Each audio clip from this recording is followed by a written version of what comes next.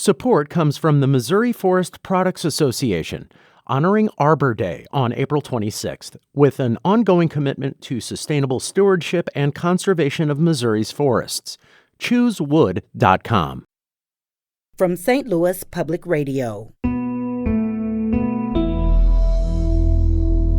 This is St. Louis on the Air. I'm Sarah Fensky. This past weekend, our producer Kayla Drake went to the Endangered Wolf Center in Eureka, Missouri, where a fresh blanket of snow and frigid temperatures set the mood.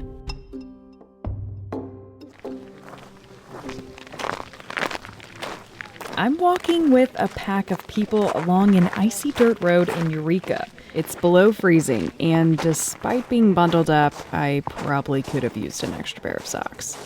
There's plenty of moonlight to guide our steps, though, because, of course, it's a full moon. We are not the pack that matters tonight.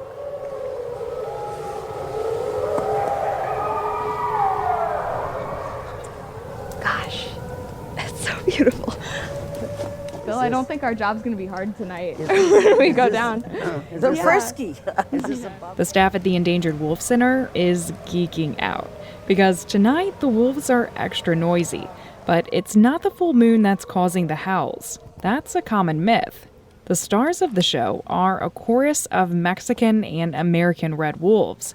The ensemble of 40 canines live on about 70 acres at the Endangered Wolf Center. The American red wolf is the most endangered wolf in the world. There's only around 10 left in the wild in North Carolina. Wolves often get a bad rap. That's why this full moon howl and the center's other programs help people appreciate these naturally shy animals. Wolves are kind of painted as villains. We see it a lot in movies and radio and in folklore, all that. People are afraid of them. If you're afraid of something, then you want to move it or deter it or kill it. Stephanie Arney is the director of education at the Endangered Wolf Center. She's on a mission to break the stereotype that wolves are evil. I think our goal here is any excuse to get you out here so that you see what we see, so that you learn what we have learned about wolves. What is a howl? Why do they howl? Does it really have something to do with the full moon like we have today? Or is it just how they communicate and wrangle each other in after a busy day of foraging and hunting? Once upon a time, the American red wolf was native to Missouri. Arney says wolves are essential to ecosystems because they keep the food chain in check. They're almost now all critically endangered. The Old Farmer's Almanac calls the first full moon in January a wolf moon. And tonight, the wolves sound more frisky than usual.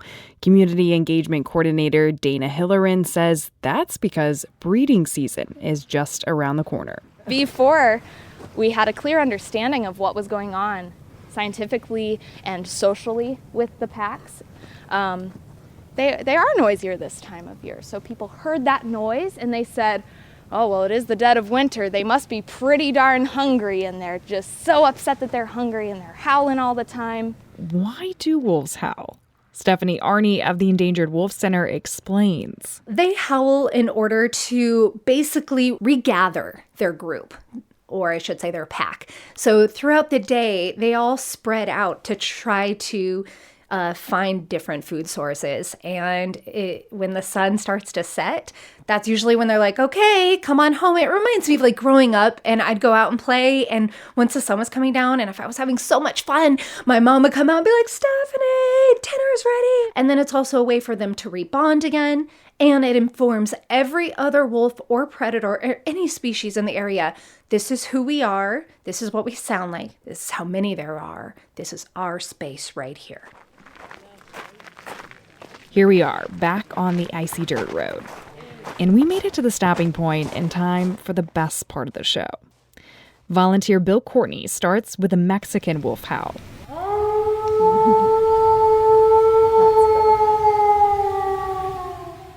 If you listen closely, it's the deeper one. Dana Hillerin, who's our guide tonight, echoes back with an American wolf howl. It has a higher pitched yip, similar to that of a coyote.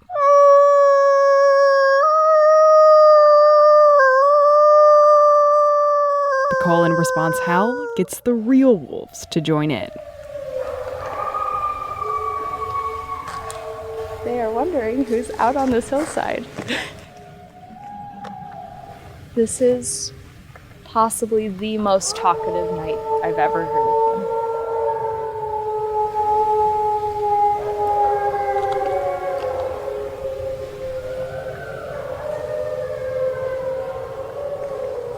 Despite the prodding, the wolves did not need much encouragement tonight. That's St. Louis on the Air producer Kayla Drake reporting from the Endangered Wolf Center in Eureka, Missouri this past Sunday. The center hopes to welcome American red wolf pups this spring. Those wolves would eventually be released into the wild to help restore native populations. For a full list of Endangered Wolf Center events, check out its Facebook page.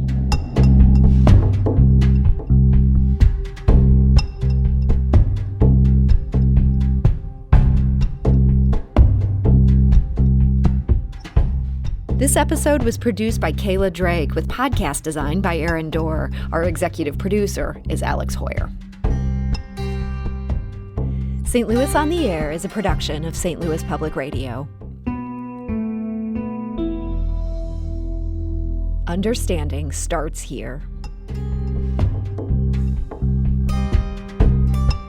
If you learned something new from today's episode, consider leaving us a review and rating on Apple Podcasts on the App Store. It's the easiest way to help people discover our show. We appreciate it. Thank you.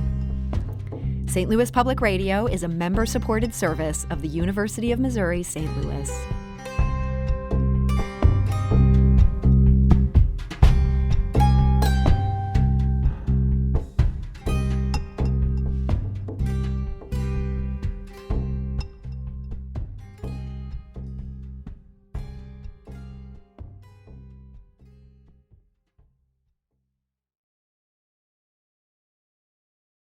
Support comes from the Missouri Forest Products Association, honoring Arbor Day on April 26th, with an ongoing commitment to sustainable stewardship and conservation of Missouri's forests. ChooseWood.com.